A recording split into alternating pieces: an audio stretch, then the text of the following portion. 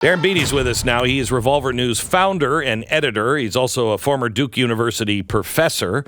And I can't thank you enough for just being a pit bull with January 6th. You guys have done such great work on it, Darren. Thank you so much, and it's great to be back with you. Thank you. So I saw this report came out the 21st. What day is it today? The 23rd? Yeah. So 2 days ago, undercover cop cutting fences on January 6th.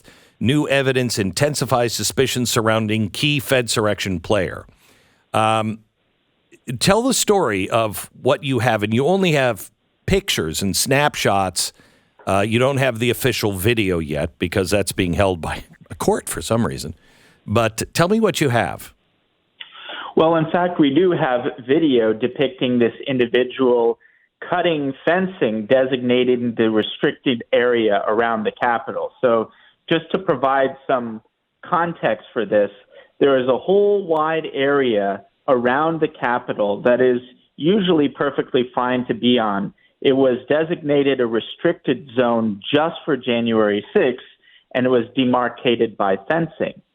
Now, what Revolver uncovered a long time ago in some of our earlier reporting is that there are a number of individuals very early on cutting the fencing methodically. And when I say very early on, I mean far before Trump was done speaking, before the crowd went over to the Capitol. These are people who, for whatever reason, were hanging around the Capitol when there was no real reason to be there. And furthermore, they were methodically, professionally, coolly cutting down the fencing that designates where the restricted zone is. And the effect of this was basically to create one of American history's largest legal booby traps, because later on, when the whole crowd went over to the Capitol, they were unwittingly walking into restricted zone for which they could be charged. And many people actually were charged. And this is an entirely separate story, but the Department of Justice actually used a misdemeanor trespassing charge to wrap up a Green Beret into a series of legal troubles that ultimately led to a felony conviction. And they were doing this punitively because he video recorded and released evidence of the government trying to recruit him as an informant leading up to January 6th. So there's a lot going on here, but the basic thing is there were people strangely removing fencing before the crowd got there. And hang on just a second. I want to point out, when you say strangely, it is strange that these people are hanging out 20 minutes before anything is going on, and they're calmly sitting there. One of the guys is, if I see this right, he's using a giant wire cutter, and he is so dispassionate and calm. He doesn't seem to be in fear of anything happening for him cutting down and rolling up this chain link fence. Indeed, and I encourage the audience to follow along. The piece is right up at the top of revolver.news. We do indeed have video of this individual cutting the fencing, so people can see for themselves what we're talking about. We have the video of this particular individual. There are several, but this particular one, who's kind of notorious, who has never been identified, who's never been indicted. The government has exhibited zero interest in him, but he was one of the key players methodically removing the fencing way before the crowd even got there, creating this booby trap that allowed the rally to turn into a riot. Now, there's been a recent development in the story of this individual, and that is, this gets to the video that isn't public. There is video of this guy cutting the fencing. Right. What isn't public is there's an individual called Free State Will, who is a January 6th defendant and also a researcher who's also been digging into this. And he claims that there's video that is under seal, has a sensitivity designation, is in protective order of fence cutter Bulwark, who is this unidentified fence cutter, interacting with a known undercover cop. And in fact, interacting with the known undercover cop such that the cop says, "Appreciate it, brother," when this fence cutter removes the fencing, allowing the undercover officer to move forward. So this intensifies the suspicions that we initially raised, where there's an undercover cop interacting with him, praising him for what he's doing, and it just underscores the question, if an undercover cop was right with him, interacting with him, why wasn't he charged? Why does he not appear anywhere in any of the most wanted lists next to people with trivial offenses? He's playing a key role here, as I described, by removing the fencing, because that's one of the critical components to setting up the booby trap that ultimately led to this riot. And now, as an additional piece of really interesting and suspicious information, I would say this individual, fence cutter Bulwark, is the second most wanted guy from my perspective in terms of identifying. The number one most wanted guy, the number one most pressing mystery of the entire Fedsurrection is the identity of this guy, Scaffold Commander, which we talked about in person when I was in studio. Right. Now, here's the amazing thing. There's a picture, and we have it on this Revolver News piece. There's a picture of this fence cutter guy hanging out way before the riot happened, way before Trump was done speaking, before even the Proud Boys arrived at the initial breach site. And the whole official narrative is everything kicked off with the Proud Boys when they went to the Peace Monument at the west side of the Capitol. There's a photo of fence cutter Bulwark just hanging out as early as 12:31 p.m., 20 minutes before the breach kicked off at the breach site, and within feet of him, also just hanging out casually, is none other than Scaffold Commander.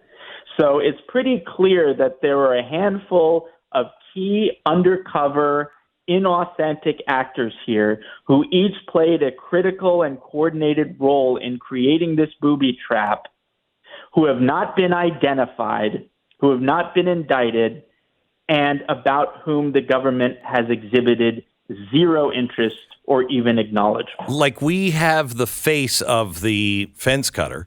We have the face of the guy on scaffold, but the guy on scaffolding, didn't they take that information and say they were looking for him but couldn't find him? Have they taken... No.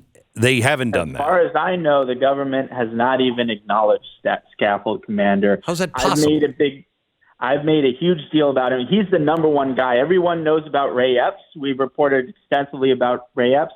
Scaffold Commander is just as egregious as Ray Epps.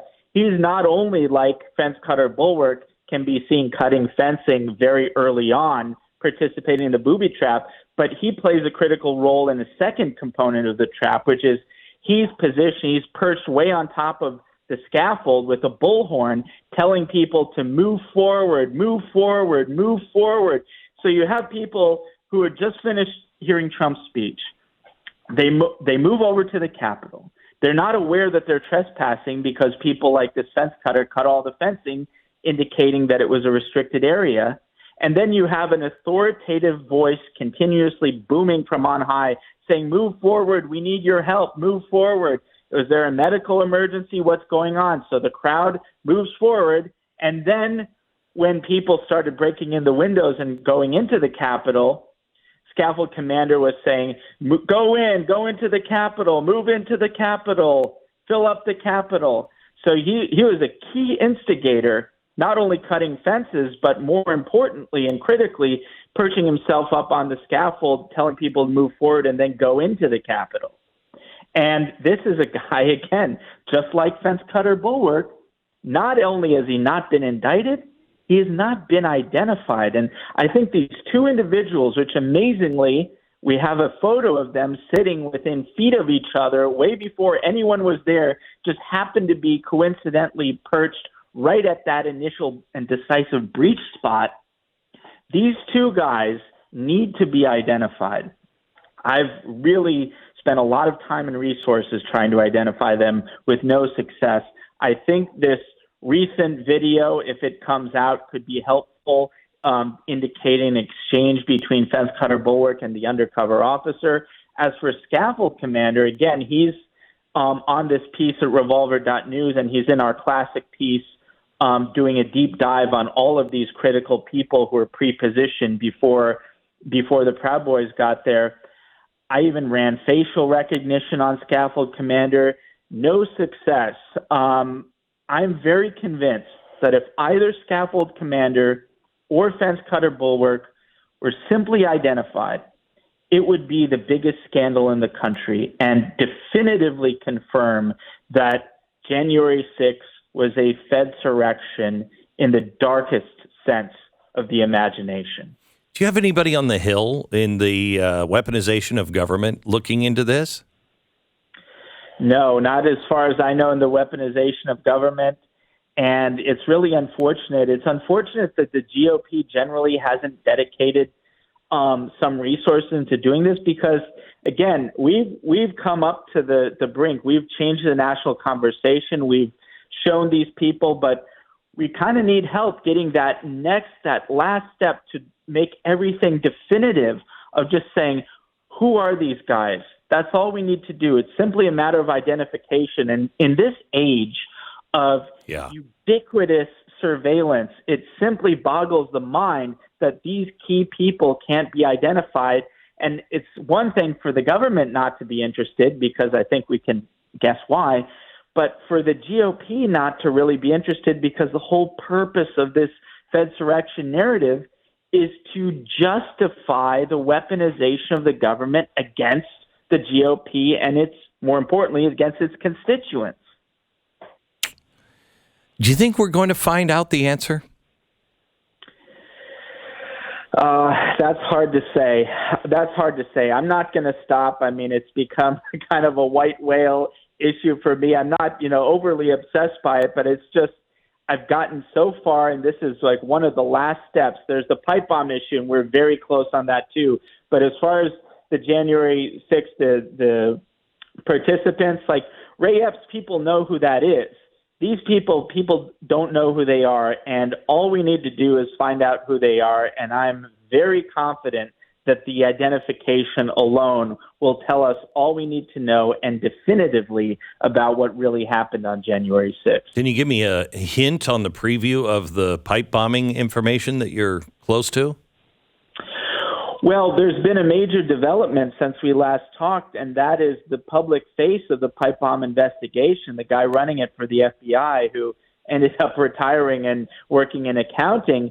He strangely volunteered himself to the Judiciary Committee and basically confirmed that all of the things we've been reporting on at Revolver were entirely valid and that the entire investigation is really bizarre. He was asked whether the FBI used geofencing technology to identify this alleged pipe bomber, because we know they've used geofencing to identify and even charge other J6ers. Mm-hmm. And he got very uncomfortable, according to multiple people who were physically present, personally present. He got physically uncomfortable. His body language got really kind of fidgety. And he admitted that, yes, they did try to use geofencing, but the telecom companies came back to him and they said, for this specific request, the data is corrupted and we can't give you that information. And he had no innocent explanation for that other than to plead with the Judiciary Committee not to engage in conspiracy theories. And that was one of the many revelations there. And so this is an ongoing thing. That's a major development. There's more going on there. And I think it's very clear that this is a cover-up operation. They found out who it actually was, the pipe bomber, in my view. And the identity of the pipe bomber was extremely embarrassing to the government, and they've been covering it up. That's my opinion of what happened. But this individual basically confirmed that all of these things that don't add up, that they indeed don't add up, and he had no explanation for it other than to beg us not to engage in, quote, conspiracy theories. Wow. Darren, thank you. Again, you're a patriot for doing all of this yeoman's work. I mean, it's got to keep you up at night, be frustrating, and you just won't give up, and I appreciate it. Thank you. Thank you so much, Glenn. Find all this and more at revolvernews.com. That's revolvernews.com.